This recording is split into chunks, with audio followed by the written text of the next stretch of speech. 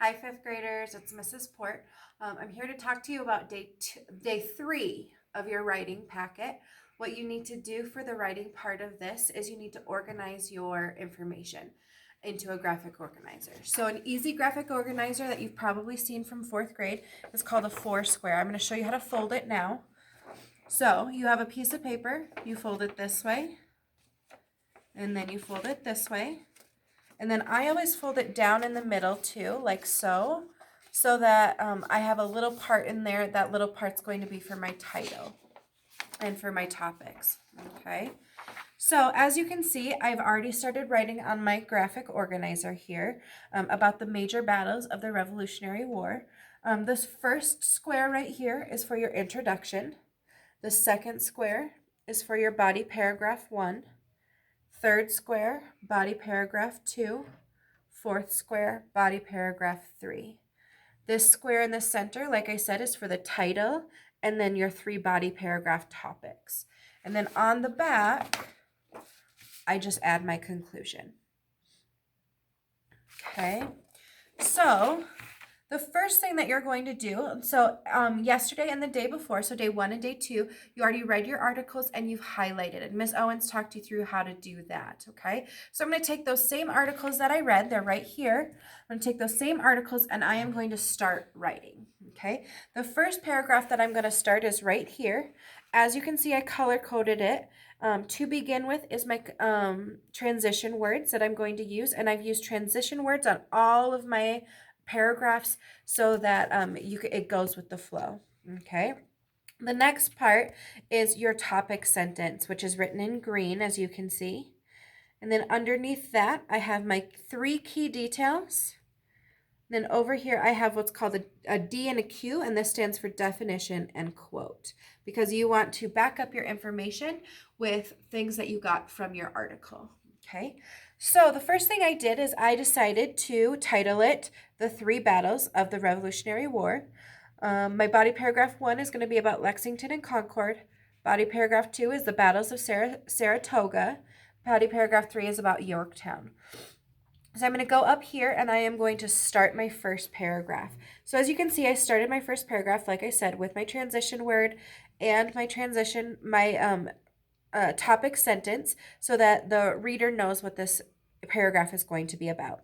Then down here in red, I have just made my key details. They're not complete sentences. This is just to help the writer organize their information so that they can take those short little pieces and create longer sentences with them for their paragraph, okay? The next thing I've added is I did actually write this out. This orange one is my quote. Remember that cue that I have over here? This orange one is that quote that I would like to add, and I think it would go really well with this key detail, the shot heard around the world. So I wrote that quote straight from the article. Now remember, when you're introducing a quote, when you are actually writing, you need to tell me what the article title was. So in the text, Lexington and Concord, the British are coming, it states, and then I'm going to put that quote in there. After that, I'm going to go on to my key detail, and then down here, we talk a little bit about that definition. This is just going to help readers that maybe are younger, that don't know what maybe the word resistance is. So it's going to help them know what that word means and why you want to talk about it in that paragraph, okay? The next thing that I did is I went through and I put my topic sentence and my transition words on body paragraph 2 and body paragraph 3. I'm not going to show you how to do those. I'm going to let those, you guys can do those on your own, okay? The next thing I did, there's 2 more things. The next thing I did is I wrote my introduction paragraph. Now this one I wrote out a little more because I wanted it to be very detailed. You can do it however you feel is necessary. You can write it out in sentences. You can write it out in just little bullet points, whatever you need in order to organize your information. So I started it with what we call kind of a hook statement or an interesting lead statement. So all of a sudden, he was woken up by a gunshot. He instantly knew the war had begun. There were many battles that led to the American Revolution, or to American independence. First, there was the Battle of Lexington and Concord. Then, there's my transition word, the battles of Saratoga. Last was the Battle of Yorktown.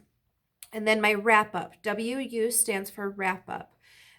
These were the major battles of the Revolutionary War. Okay, so I started my introduction paragraph. I've got my first paragraph done. I'm going to let you guys work on paragraph 2 and 3 now that you know how to work on it.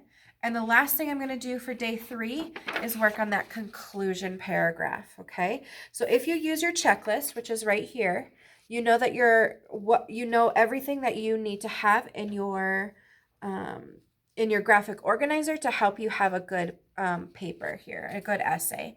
So I have my transition word. I have my topic. So the battle that began the war was Lexington and Concord. So here's my, these are straight from my body paragraphs. Those are my 3 different body paragraphs, okay? And then down here I have a closure. And this is just kind of wrapping up the entire essay. Going back to that beginning statement, that interesting lead statement or that hook that we talked about at the beginning. Okay. This is going to be the last thing that you need to do for day 3. After that, all you have to do is write. You can write on Utah Compose, on Microsoft Word, or you can write it in a notebook and let your teacher know. I hope this helps, guys. If you have any questions, please let us know. Bye.